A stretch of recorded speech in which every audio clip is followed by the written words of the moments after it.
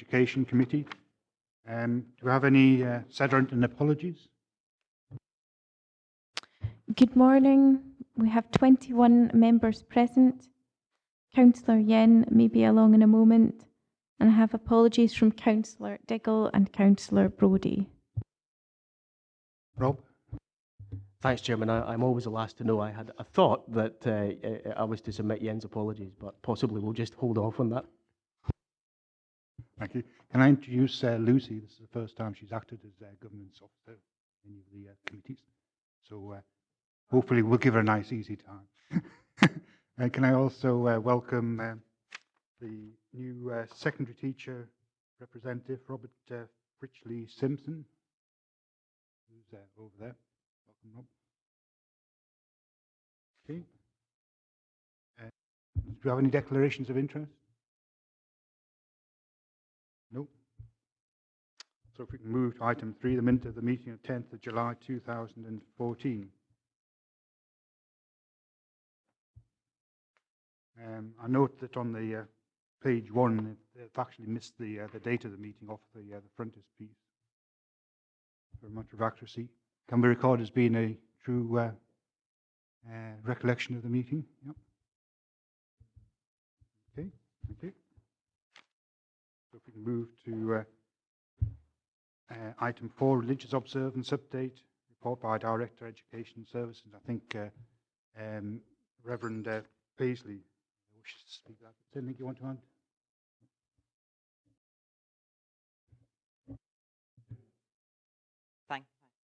Thank you. Good morning, members. Thank you, Chair. The report highlights that the religious representatives to this committee, Mr McFadden, Father McFadden, Mr McQuiston and Canon Paisley, requested the opportunity to update members on the religious observance policy, which we agreed in February last year.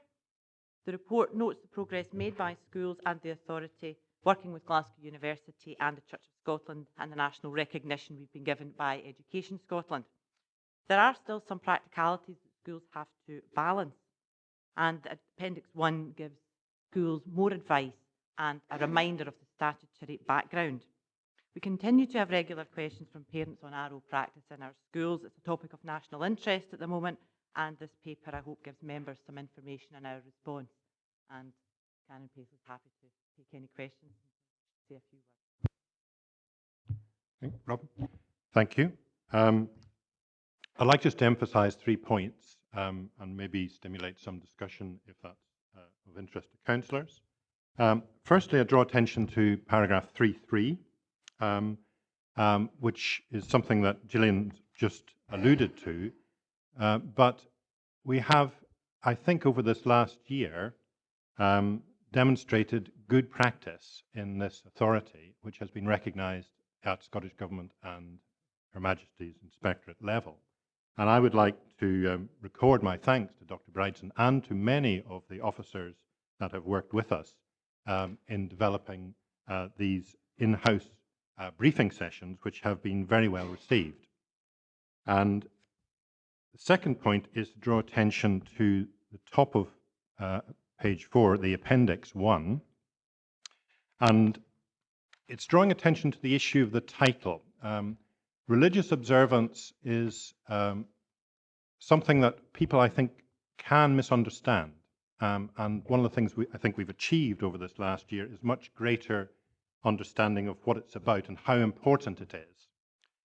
And that definition there, the key message, point 1, I think is a good way to start, is to understand what it's really about.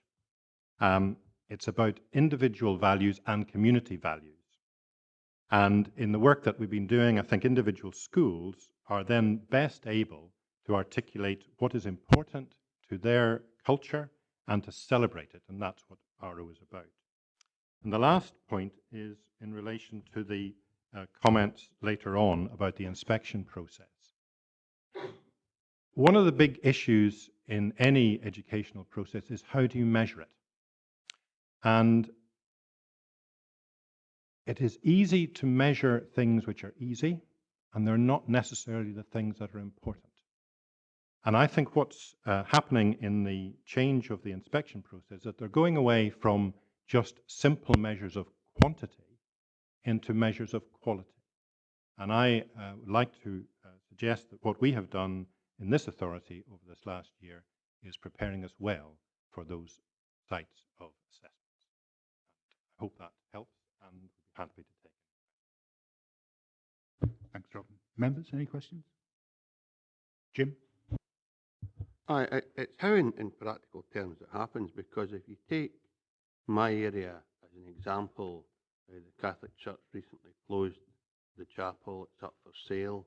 The only opportunity for a Catholic to go to church is either come to Dumfries or go to Cumnock, which is a huge challenge. And how do you get that faith to church? And instead of that, how do you get or make sure that Catholic children, and I only use that as an example because there are all faiths, it's not about that. But you know, that's an example that came to light recently. And there are challenges for every member of that particular faith, because one of the reasons for the closure was given that there weren't enough priests to service outlying communities like ours. So how can you then get the Catholic faith to every child in every school when they can't service one church in Holy Mid and Upper Nithsdale? And I didn't look for an answer today because that wouldn't be fair. I just wonder how in practical terms we ensure that all faiths actually get the opportunity to practice their faith in the school, well, and that's by opportunity for religious leaders to attend the school at different times, or whether we have our teachers do specific pieces of work that ensure it ties with what that particular faith wants to see introduced to the children at an early age. And it's just a practical answer on how we might achieve that. Anybody want to have a stab at that one? Can I just say that we have been working with the Education Authority to try to address that very point, that so many of our young people throughout the region have not had access to some sort of faith development, and we see it's a responsibility with the churches working with the Education Authority as well. And it's something that we're kind of trying to look at just now, but it's a huge issue, but it's certainly one in which it gives, I think the policy gives us a framework in which we can work from, recognising that the religious observance and the RME has given us a structure, and if the churches and the parishes are connected with that, and certainly through the three representatives here, we're working on that just now, so it's a very good way forward. Jim? Thanks for that, and I'm pleased to hear that, because the school does play a vital role in it, and it's absolutely essential that if children and their parents want to ensure the continuous religious observance, that opportunity somehow is given to them, irrespective of what that faith might be, how they get to it. Alistair? Thanks, Chair. My point might be more for the director than the religious representatives, but that's just giving the heads up before I ask the question.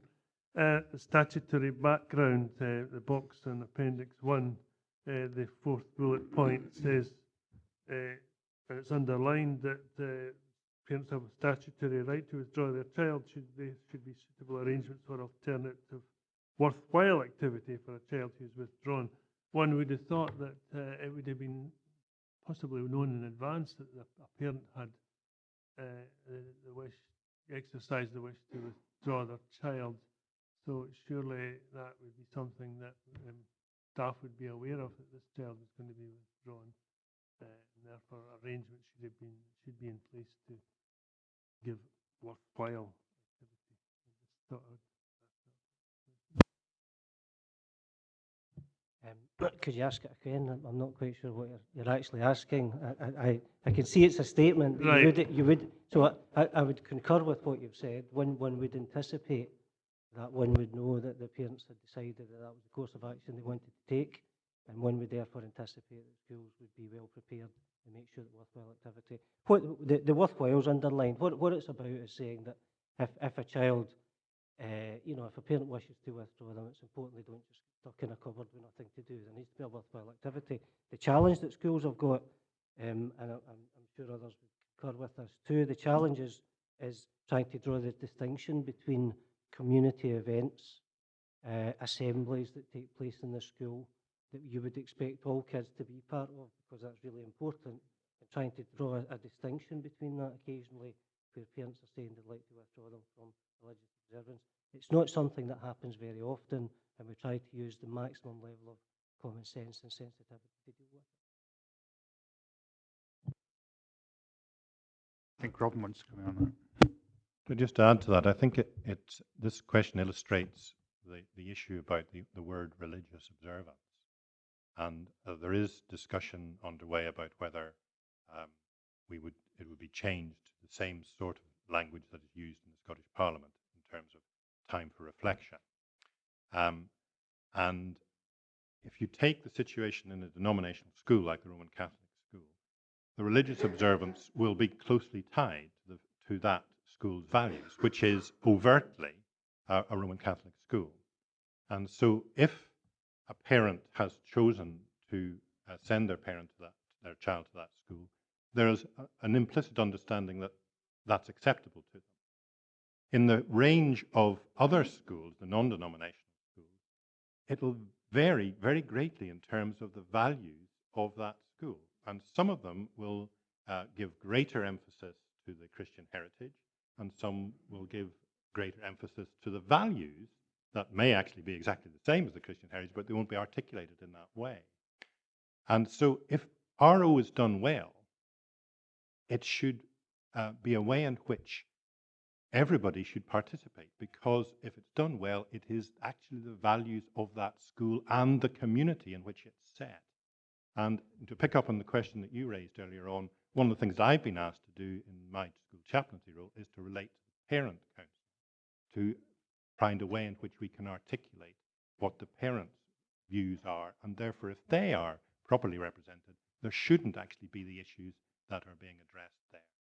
Quite often it's because people misinterpret what the word means. Thank you. Ian? It was on that very point.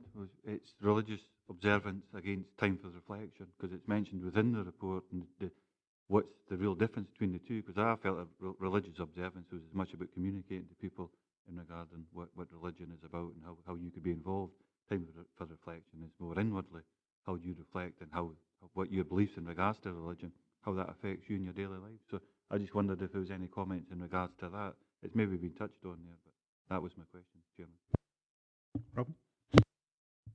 I'm very grateful for that opportunity just to say a little bit more, because I think this is the heart of the matter.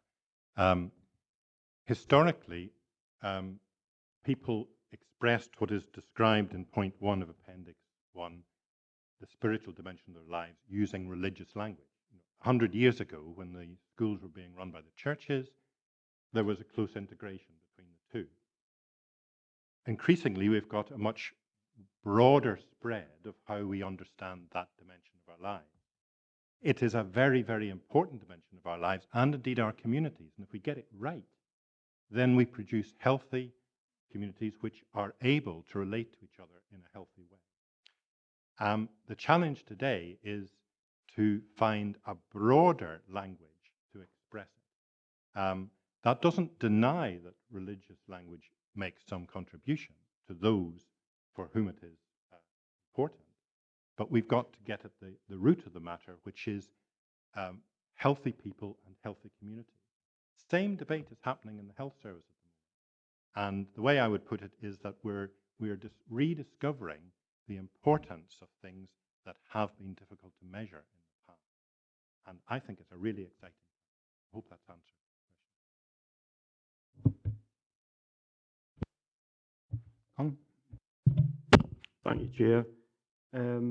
I do wonder whether the phrase religious observance would be better reclassified or renamed moral development, because there are an awful lot of people now that don't subscribe to any particular faith, but they still want to be good people.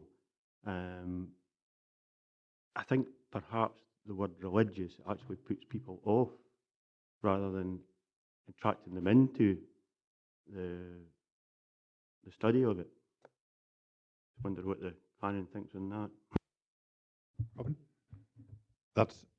You've perfectly illustrated the point I was trying to make earlier on, is that, and in fact, these religious observance guidelines were published by the Scottish Government in 2005, and the working party that set them up actually wanted to change the language. They wanted to lose the word religion because of exactly the point you've made. But they were advised by the civil servants at the time that it was too embedded in legislation to make the change. But there is now, as I understand it, a petition going to the Scottish Parliament to change it, which is what could have been done almost 10 years ago. I think we're now at that point that the language is going to be changed. In the meantime, we need to do what we have been doing, is to explain what it really means and how important it is.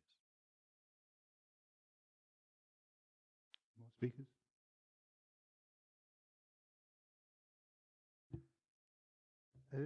I don't disagree with what you're saying, but the difficulty I feel we've got nowadays is we're not just we're a multi-faith nation and we're a tolerant nation. And tolerance allows us to work with all religious groups and groupings.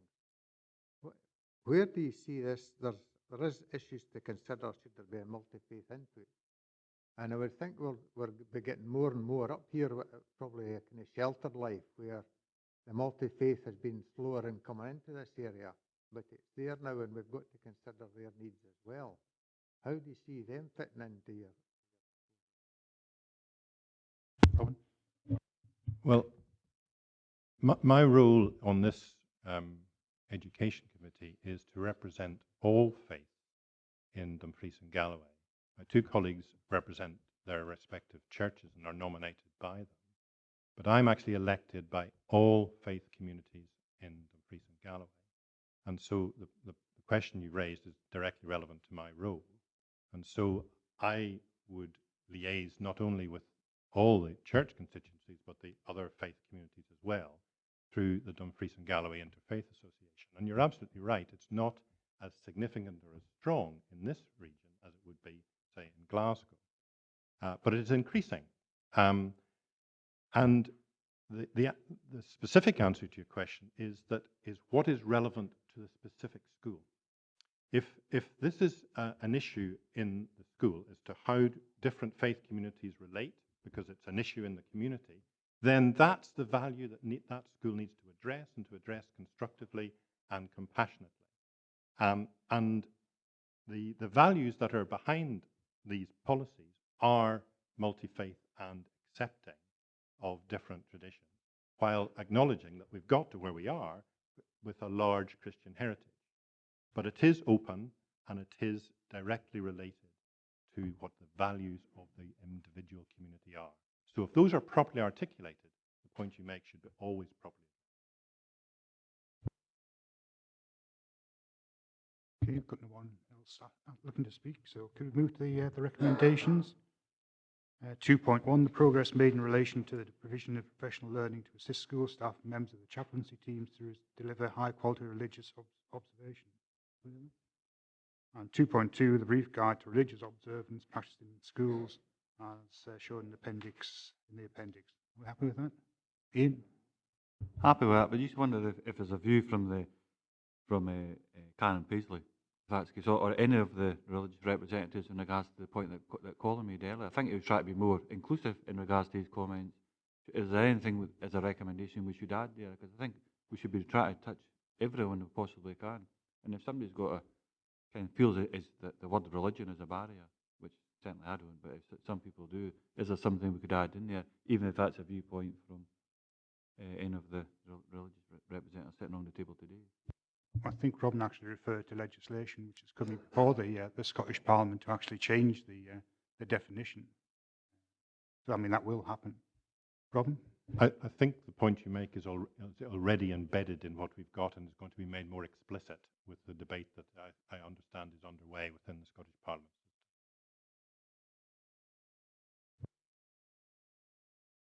Robin, for all the assistance. So can we move to item 5, Sorbie Primary School Statutory Consultation? It's Claire who's going to speak. Claire? Many thanks, Chair, Vice Chair, elected members. Just to remind everybody that this is the end of the formal statutory consultation process regarding Sorbie Primary School. Back in 2013, we'd identified a decision to be made around the consideration of closure because there was no pupils at the school and unlikely to be any pupils imminent in the next few years. We got permission from this committee to undertake the formal process, and it's taken to now to go through all the stages which are agreed in statute to make sure we're completely compliant in terms of consultation with users, with the community, and following due process. We came to Education Committee in July of this year just to report on the process to date and to agree that the next stage would be to report this to ministers. This step now is the final stage to report the response from Scottish Government and to confirm that the ministers have decided not to call in this closure proposal, and the immediate steps we need to take now in terms of declaring the property surplus and to realign the catchment area of Sorbie with Garliston to ensure that the learners are appropriately accounted for and allowed for. So really looking for the committee to consider the recommendations as detailed in the paper. Thank you, Claire. Yeah, it is pleasing to see that the Scottish Government seem to be very happy with the way in which this consultation has been approached. I mean, we have had problems in the past, so hopefully we now have a model which we can follow if we need to in the future. Thank you, Chair. The schools in my ward and Jim McComb's ward, sad to see the route we've had to go down here, but there's no children, there's no point in keeping the school open. I'm happy enough with the recommendations. This is a long protracted process, and I've been through it with Glentrool School in the last council. But what happens to the building now? I mean, there was talk at one stage between the local community taking on the school as opposed to the village hall, and I just wondered where those negotiations had got to, or if they had progressed at all. But happy with the recommendations apart from that. I think Claire can give us an update on that. Absolutely, thank you for your question. We've engaged with CCS, who are responsible for the community facilities, so Karen Brown is leading in that and engaging with the local community. I understand the latest discussions are the community's preferences to retain the current town hall facilities as opposed to the school, but I've also alerted them to this paper going to this committee and that the school will be declared surplus, so we'll follow up with CCS and Property Services and committee decision. Jim? Thanks, Chair. First of all, I would welcome the pragmatic response of the Scottish Government. I think common sense has prevailed in this matter. Secondly, I would say that the building itself, Sorbie Primary School, is a substantial traditional Victorian building, and I think would be very attractive as a proposal for further development. I would hope that it would not take too long to dispose of this building. And finally, looking at Appendix 2, with respect to the closure of the school, the Council is working with the community to ensure a community asset is retained. I think that is essential, that the asset, and Claire has said it's likely to be the whole. For the benefits of the community, I think it's vital that that asset be retained. I think there is a commitment to retain that. No, but we'll make a commitment following this, follow up with CCS, make sure that your views are relayed to them, and make sure that the forwarding processes which are set down by the Council are followed through. No further. Oh. Thank you, Chair. Just a comment, actually. I mean, Councillor Nicholl spoke of the long, protracted process. I wonder if there's any way that it could be highlighted to the Scottish Government just how ludicrous this process is. If there's no children in the school and no possibility of children going to be in the school, I mean, it's a no-brainer. Why do we need to go down this route, and how much money has been spent on this consultation and reports, etc.? It just seems crazy to me. I can see the logic in it, but it's obviously very emotive of any school closure, and it's a process which has to be followed. And I don't think the Cabinet Secretary would take kindly to pointing out where there may be errors in the process. We move to the recommendations. Okay, agreed. Okay, thank you. Move to item 6. Director's End of Year Assessment of Business Plan Performance 2013-14 Education Services. And it's Gillian to speak this one. Thank you very much, Chair. Can I introduce my colleague Gwyneth Fairbairn? She's our Principal Officer and our statistician. So we've brought her along for any numerical queries that you may have. Thanks to Gwyneth for the preparation of this report. The report gives an overview of how we've performed in 13-14, year 2 of our 3-year business plan. It looks back on the year, highlights successes and gives us areas for future work. It's a positive report overall. There's 94% of the indicators are on track, and for the 6% of the indicators not yet met, will be our focus of work for next year. The key message for this report is that we've done well. Attainment is at a 10-year high, but we will continue to set aspirational targets for next year. The report also refers to the work of Audit Scotland published in June, where they cite Dumfries and Galloway in the top third of authorities for sustained improvement over time.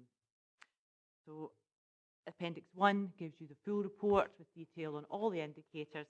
Appendix 2 gives you the exception reports, both where we've exceeded performance or exceeded our expectation, as well as where we need to do better.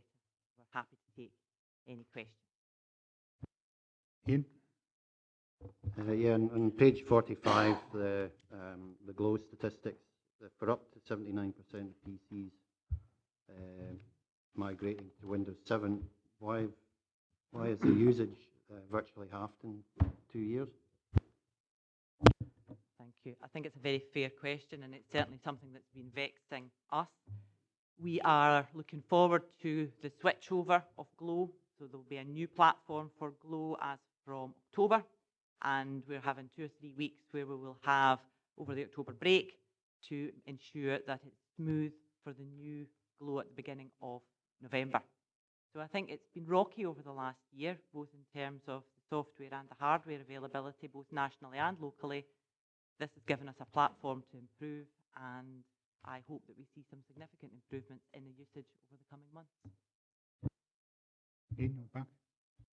Yeah, thanks. I'm actually just wondering how much use it actually is. I mean, I've got a kid at school who I don't think he's ever touched since primary school. Julie?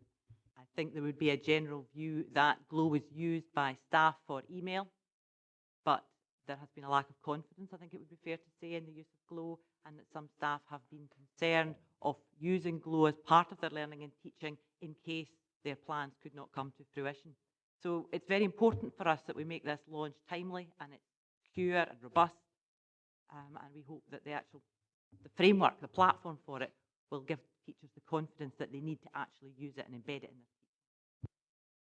Yeah, thanks, Chair. I wonder if I could suggest to members, this question comes up fairly regularly, and I wonder, given we're at a transition stage, we're launching new GLOW in November, that we bring a paper in January, for example, to Education Committee, giving an update on how the new launch has gone, what the reception has been from staff and pupils alike, and bring a full paper on GLOW in the January committee, if that would be helpful.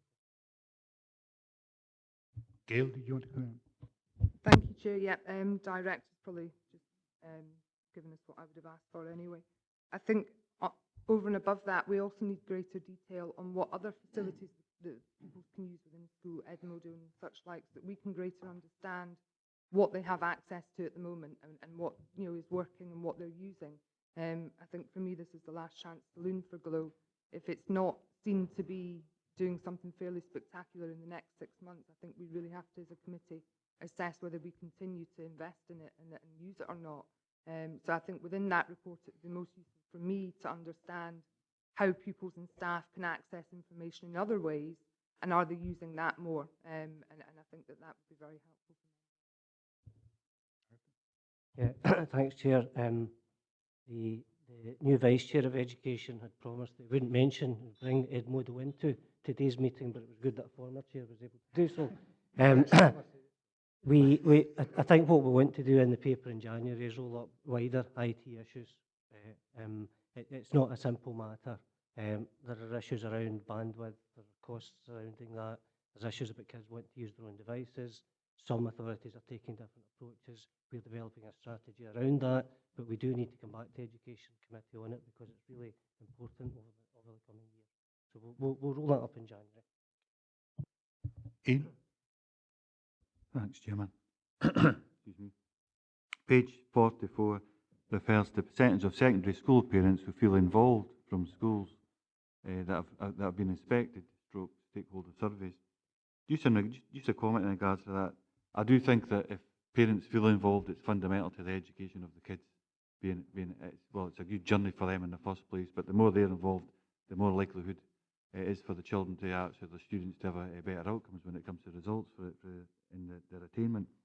So just in regards to that, I'd like just maybe to touch on that, see what the thoughts are from officers in regards to that. And page 20, which is paragraph 3.27 as well. The second bullet point in there, it starts off initially with the national audit also highlights areas for improvement for all councils, such as, and it's the second bullet point I'm looking at here, is monitor and act on the impact of revised working practices and staff reductions across all affected groups. Example, teachers, administrative staff and classroom assistants. I'm getting certainly indications from parents rather as teachers or anybody like that. It's no staff that there's pressures there potentially with classroom assistants. So just in regards to that as well, have we had any feedback? Is a reduction in classroom assistants have an effect on the education of our kids? So that's the 2 points, please. I'll take the first one in terms of the parents. I'm often concerned regarding this particular statistic because it refers to only any secondary school that's been inspected. So that could be one school in the year. So what we've done is that next month we will go out to all parents and we've got a questionnaire for all parents. So we really start to get a sense of what all of the parents think in our schools. So watch out for that. We'll be looking forward to reporting on that perhaps in January, but it'll give us a baseline for the first time in about 6 years of our authority-wide sense of how well our parents feel informed and involved. And hopefully will give us a better reflection overall than just the HMI surveys. In terms of the second point, you will note from one of the other KPIs is that our support staff absence has gone up, and it's certainly something we are carefully monitoring. We are working with the Chief Exec Service as part of the Maximising Attendance project to make sure we're really working out which groups of staff are off for what reasons. And we'll be bringing a report to the LNCT next week regarding winter absence. So that's just one example of that, but it is certainly something we're monitoring very carefully. Yeah, direct one, that's Thanks, Chair.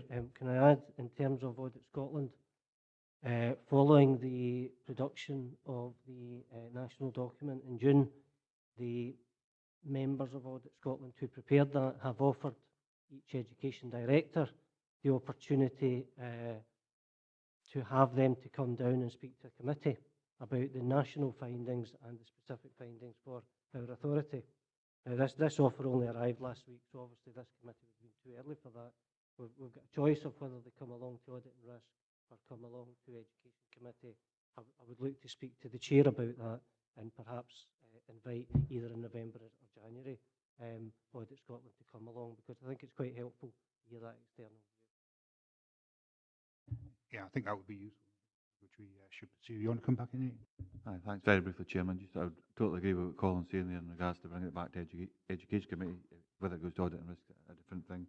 And just to add to what Gillian's saying in regards to the second part, I am starting to feel I'm getting comments for parents as well as kind of there might be pressure on staff and such like, but in regards to that paragraph 3.27, parents are starting to approach me now in regards to, so I think it's an early indicator there might be pressure there.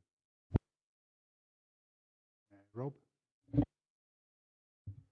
Thanks, Chairman. I was maybe trying to think of something that I could come up with that I'd mentioned from up there in the past, but I couldn't. Daft laddie question. I've never actually seen Glow in action, and I wonder if at some point members who haven't encountered it might be able to get a practical demo once the updating, the migration of it has actually happened. Albeit I've got kids at various levels of the from primary right through to secondary. I've never actually come across it in use. I certainly don't want necessarily to flood a class with the whole education committee or anything like that. But I just wonder if there's maybe something, we've discussed it so often, I'm conscious I've never actually seen it, that it might just be helpful. The issue about use of pupils' own IT devices it is one that I'm quite interested in. Professor Stephen Heppel spoke about it. That's very interesting ideas on it in the context of the the design workshops for the Dalbeattie campus. And while I can foresee there being probably quite a few issues with it, I mean, not least that you'll probably have some kids with all sorts of kit that's far better than anything I've got. You'll equally have kids that haven't got any at all, and I think there would be lots of things there that might need to be looked at. But it also strikes me that there might be some potential there that's worth us looking at in the future. I've become increasingly persuaded by some of the things that he's had to say that are maybe approaching things from a different angle to that, that we're necessarily accustomed to. So I would be interested to see maybe more thinking on that coming forward as we're developing how we do ICT. And the final point I just wanted to make very briefly is that perhaps sometimes we're a wee bit glass half empty. I mean, this report also reflects an awful lot of good attainment going on, and I think we should be just highlighting and reflecting on that, and the fact that it is testament to the very good job that our staff are doing, notwithstanding the issues that Councillor Carruthers has quite rightly pointed to. I mean, that level of attainment doesn't happen. Yeah, I think it is a very positive report overall, and I think the suggestion about a practical demonstration of glow in action, etc., that would be useful to myself as well as other members. So I think it's something which we could set up. And in terms of other ways of accessing data, etc., then that presumably could be part of the report on glow, which is coming to committee in January. Paul?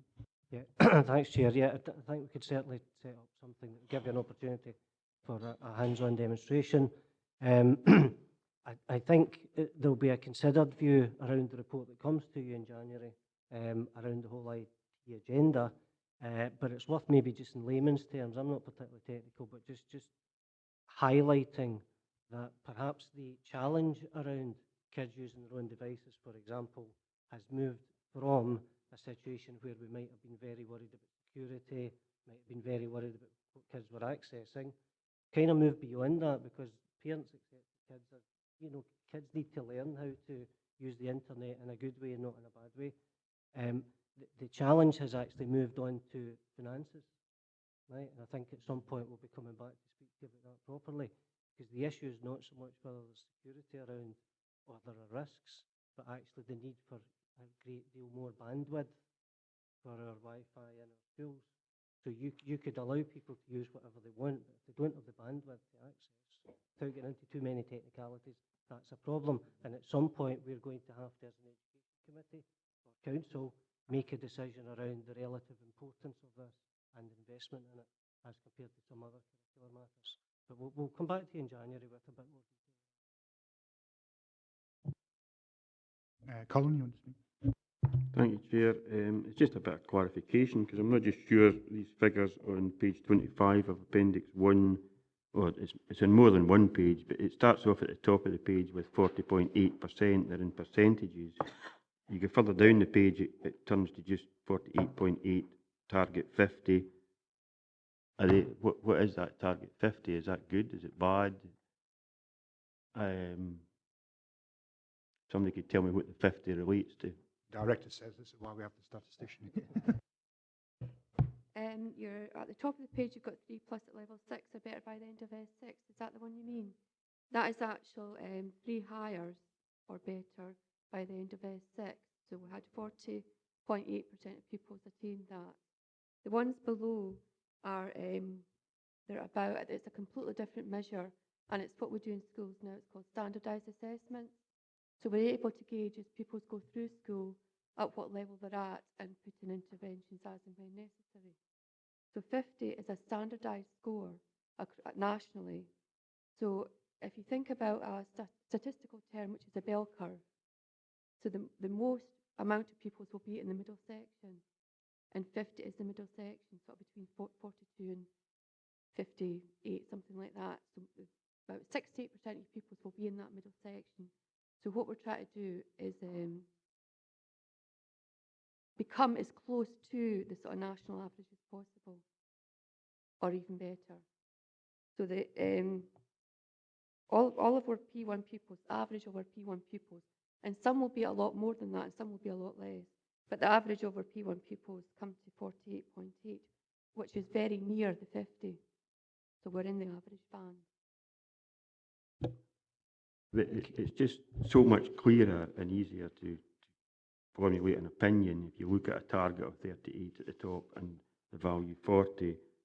That, I mean, you may well understand as a statistician what you're looking for here, but we're looking at a report, and I really don't know whether 50 is good or bad, whether 48.8 is good or bad, and then 4 lines down it changes to 100.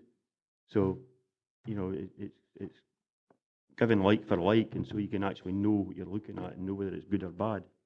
I think point taken, but it's the testing process that we've bought into. So there are the primary 1 test and the primary 3 tests are different. One's based on a score of 50 and one's based on a score of 100. But I think if there was a way we could make this a wee bit more straightforward for people, then we'll try and do that. We don't want to try and equalise them up, because then that's like flowing the maths, if you like. But one's a percentage because it's a percentage of pupils that are getting it, and as Gwyneth said, the other is standardised. But if there's a way we can make it easier, we'll try to do that. But here, could I?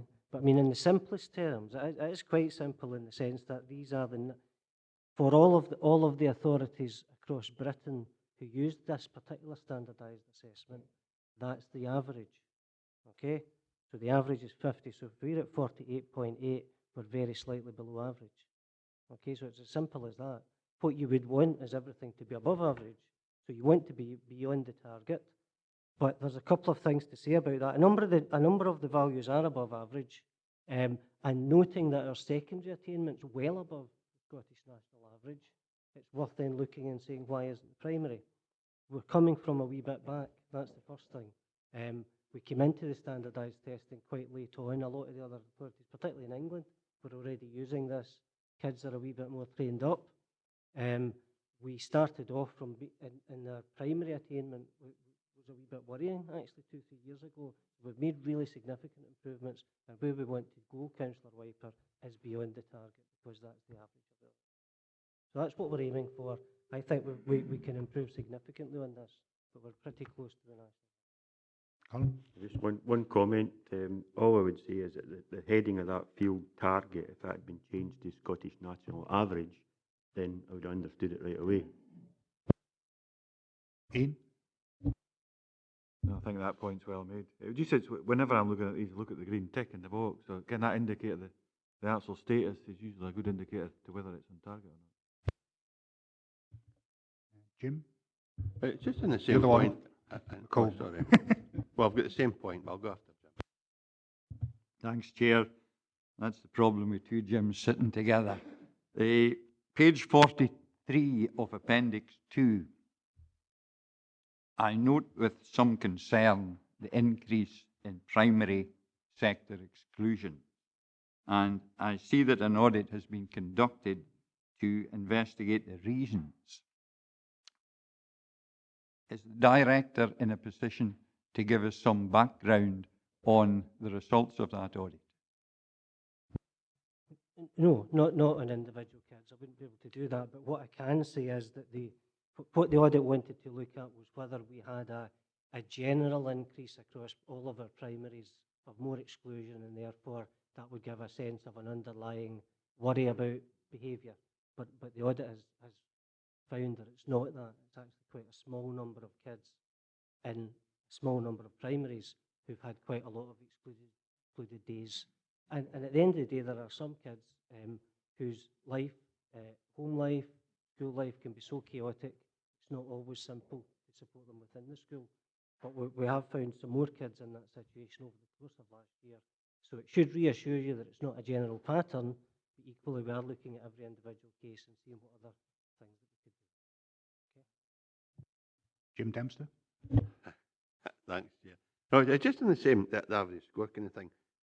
I remember we used to get, as well as the average score, we used to get each school and how they were performing, and I'm sure you'll know that anyway, Gillian or Colin, but just members need to be confident that all schools are achieving, and the simple way to do that is to get a breakdown of how these individual schools are actually scoring, and it gives everybody comfort that overall all schools are performing well. That's what I hope is happening, I'm sure it is, but maybe sometime in the future we could include that in one of these reports just to ensure that members know how their own individual schools are scoring as well. It's an interesting one because kids, what we're really looking at is added value. Because if we compare school against school against school, you're not necessarily always measuring the same. So you're quite right, we've got officers going into every single school looking at the results to see whether that school is aiming high enough for the pupils that they have. So we're not expecting the same from all schools, because the schools already got there, we're expecting here. But we can certainly report by area, and we can look at the kind of difference that we would consider a school would be making. That would help. Yeah, thanks for that. No, I've got no more members looking to speak. So can we move to the recommendations? And Lucy's got another couple to tag on at the end. So can we? We've reviewed the overall summaries, detail 2.1 and Appendix 1. We've scrutinised the exception reporting in Appendix 2, and we can, I assume, note the National Audit of Dumfries and Galloway Education Service. This is detailed in paragraphs 323, 328. And Lucy, do you want to read out the two other recommendations?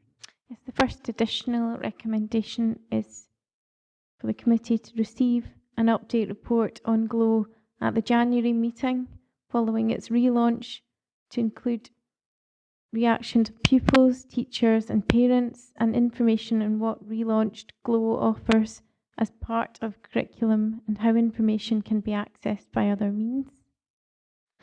And the next recommendation is that members are to receive a practical demonstration on GLOW. Happy to. Ian? I just wonder, how do we capture, whether it's through the recommendations or the actual minutes, in regards to the report coming back for Does Audit Scotland coming and actually present to the Education Committee, and also all parents being surveyed? Would like to, Gillian said we'll get that back as well. That really quite looking forward to seeing that. I think it'll paint a completely different picture. So how do we capture that, and how do we see that coming back? You want to speak? Yeah. Can I suggest, Chair, that if you add on to 2.3, note the National Audit of Dumfries and Galloway Education Services as detailed, and agree to invite Audit Scotland to come to speak to a forthcoming committee. Are you all happy with that? Yep. Thank you. Move to item 7. Thank you very much, Chair. The report updates the business plan for its final year. It really has only 6 months left to run. It comes to an end in March, and therefore there are no major changes at this point to our aims and objectives, as I think is probably appropriate for that time period and the stage that we're at. But what we have included are some significant projects which will set us up well for a new plan, which I'll bring to members later on this year. So it's quite a lot of information. Much of it is a repetition from year 1 and year 2, but there are some significant projects that the teams will be working on over the course of the year, and they are reflected in the report. Thank you. Thank you. Members? Ian? Yeah, just on page 67, I'd just like some assurances in the section regarding information technology. I'm fully aware that we're devolving school budgets now. What I'm primarily concerned about, and this stems back to the last 2 budgets, was the issue of centralised procurement, the liaison with our IT services, and an assurance that we don't have schools going out and buying software systems and computerised hardware which is either incompatible or it hasn't been run by IT services. And if you could give us some kind of assurance on that, I'd be grateful. Sure. I can actually give you an absolute assurance on that, because we were concerned over the summer that we did not have a clear picture as to exactly what software and what licenses were in which school. We now have a complete audit of that. So the officers will be looking to break down exactly what all schools have, where they got it from, what license they hold, when that license is up, and why they're using it. So I haven't got the actual recommendations from that, but we do have the information, and I would propose, if I may, that we perhaps bring that as part of the report in January, part of that whole software package that schools are using. And just the assurance that we are using a centralised procurement system, because that was a big budgetary issue. Yeah. Ian? Hi, Chairman, just a small point. It's page 54 of the actual business plan itself, and it's the bullet point 14. I'm just assuming that's the same process as what we're currently following in regards to that. It refers to the Dumfries Learning Town, because we've got a due process set out, and just Just the way it's worded, I would imagine that's what it means, Chairman. Yes, I mean, these commitments clearly will be reviewed in the light of if there are any amendments to be made. These were the objectives and commitments at the time of writing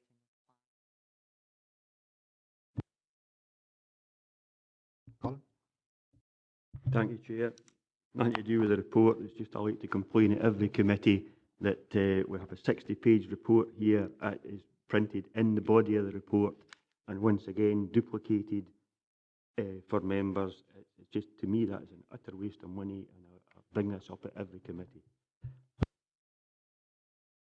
I think it's a subject for governance generally across all of the committees. Ian? Just on the point that Colin makes, I know this has been, damned if you do and damned if you don't. People want coloured ones and whatnot. I'll be perfectly frank with you.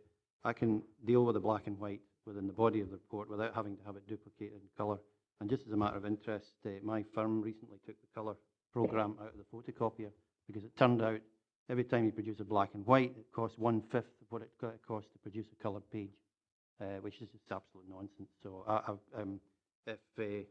I don't know whether Collins want to make a motion on it, but I'd be perfectly happy to second that we do away with these coloured supplements.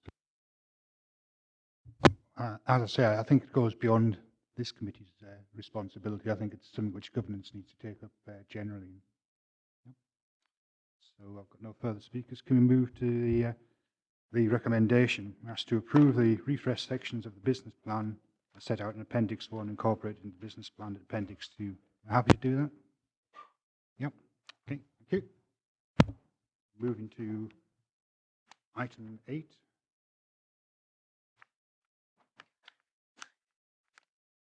And we have Karen McNish introducing it. Karen?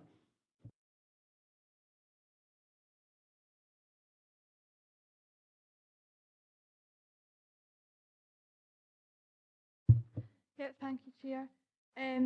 Overall, this is a note and report for members with an overview of the key budget monitoring issues for the current financial year based on the position as at the end of July. At this stage, it's anticipated that education will return a break-even position by the end of the financial year. Although there are pressures within the budget, there is a confidence that these pressures can be reduced to bring in an overall break-even position. The report also provides members with notification that education services are on target to deliver all the savings proposals agreed for 2014-15, with the exception of office and curricular support staff. However, it is important to highlight that every opportunity will be taken to make sure that this pressure is reduced. All the policy development expenditure is also on target to be spent as planned. A summary of the projected outturn for each service is provided at Appendix 1, and I'm happy to take any questions members have. Members? Thanks, Chair. I appreciate what you're saying in Section 3.1 with the projected overspend table. I just find it a rather innovative way of saying that we've actually got an overspend at the moment. Karen? Yeah, I think what we're trying to say is, I mean, quite often at this stage in the financial year, we are predicting overspend. It is very early. We've still got all the changes of the new academic year to factor in. I mean, I suppose it's important to highlight that 269,000 is only 0.2% of budget, and there is confidence that, as in previous years, we will bring it in on budget by the end of March. No one else to speak, so can we move to the recommendations? Can we note 2.1, 2.2 and 2.3? Okay. Moving to item 9. We have Anne Campbell to speak to this interim report on the Supporting Learners Service Review. Originally, the final report was due to come to the November meeting. We thought it would be useful to have an interim report so we can see what progress has been made and highlight any issues which have arisen, etc. Anne? Well, this is an additional report requested by committee following the March agreed outcomes for the service review. It's just to give you an indication of the process that we've undertaken and what some of the outcomes have been of our consultation and engagement process. I hope it's self-explanatory, but if there's any questions, I'm more than happy to answer. Thanks, Anne. Ian? Yeah, appreciate very much. This is a sort of a progress report, and we're not sort of finalising any options, if I'm correct in saying that. Option 3, can I just ask for some clarification on it? My understanding from the budgetary processes of the last couple of years and inter-service integration and reviews, is this model developing the use of, say, for example, some of our staff in leisure and sport, where there is an element of tuition within their activities before, and perhaps developing our own teachers? Because I know this was just locally, it was discussed at one of my parent councils the other night, and seems to be a particularly good way of trying to shore up our shortfall in trained staff. So if I just clarify that that's what that model is looking at. Okay, Anne, if I speak to that part. Thanks, Chair. Yeah, just to clarify that, absolutely. There may or may not be an option 3 per se. What we're recognising is the remit of this group is to look at additional support for learning. And therefore, again, and understandably, because it's quite an emotive issue, it was important that members got an interim report as opposed to just waiting to see what the final outcome was. This is indicating what's likely to be around the range of options that will come in November. And the key issue here is that at the time of writing this, we were clear that you'll probably effectively get 2 options, really, although there are different cuts within those. And in option 1, there'll be some improvement to how we recruit. There'll be improvement in terms of career processes, improvement in terms of removing duplication, but nonetheless, it would be based around option 1, would be based around keeping the system that we've got and the structures that we've got for the year. Okay. Option 2 is likely to be more of a redesign, where again we'll try and bring about the same improvements, but we'd be looking more at a locality model, where ASL support was redesigned and the different aspects of ASL were probably looked at possibly being run in each of the 4 localities. Okay? And how that interlinks with the school clusters. Now, what we recognised, although it's beyond the remit of this group, is that it would be mad to think about that without taking account of whether, if you think about the Chief Executive's paper around the 4 organisers for the council, the shape of the council, we don't have an influence on that at this stage, but equally, it may be that children in learning grouping may look to other services joining. That, there's no indication of that at this stage. But equally, even if you bring it down 1 level, within option 2, and likely to be representing options around locality model for ASL, we would need to be thinking about, well, should that be moving towards a locality model for the whole education service? And how would that then link to potential locality model for other services that work with kids?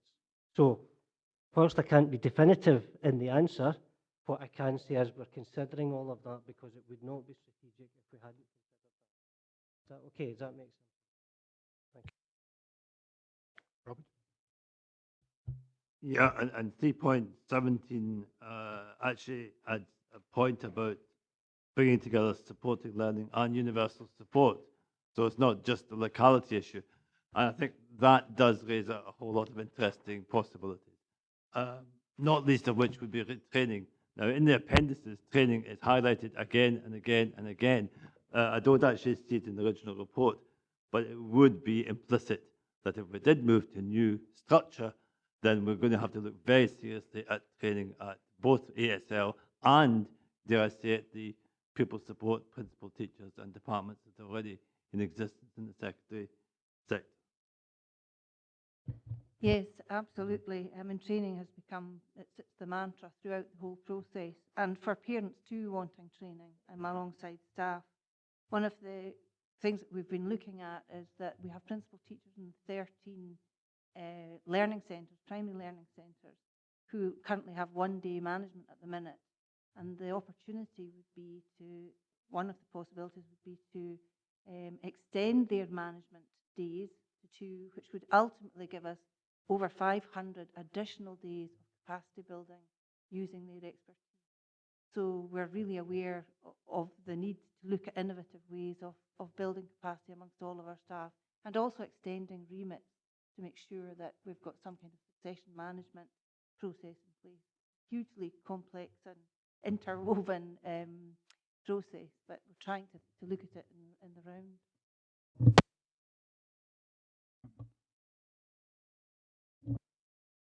Thank you, thank you, Chair. I'm looking at Appendix 1, background and methodology, and it says the SRT, which is the Service Review Team, met 22 times between the 10th of January and the 25th of June. Now, that's at least once a week over that period. That's a serious use of officer time and a serious use of mileage, because all these officers are obviously coming from different directions. Is that the most efficient use of the officers' time? I think it reflects the seriousness of the issue that we're looking at. We know that vulnerability is certainly one of the council priorities. We recognise that ASL sits right in the middle of that. It's an emotive issue. Parents, kids really have a strong view around being supported properly. It's the responsibility of every member of staff. But we did have, was it 29 different services? There are 29 different service areas within supporting learning, and to be able to hear from them adequately and to give them a voice, it was really crucial that we heard that everybody that was on the service review team, who's not all expert in all of those 29 areas, had at least some kind of degree of common understanding of the complexity of ESL, so that we could try and come behind any decisions that were made. And that was the reason that it sounds like it was an extreme number of meetings, but it is a very complex area, and that was the methodology I chose, whether it was right or not wrong, but at least it brought the service review team all up to a level of knowledge that allowed them to come behind any decisions.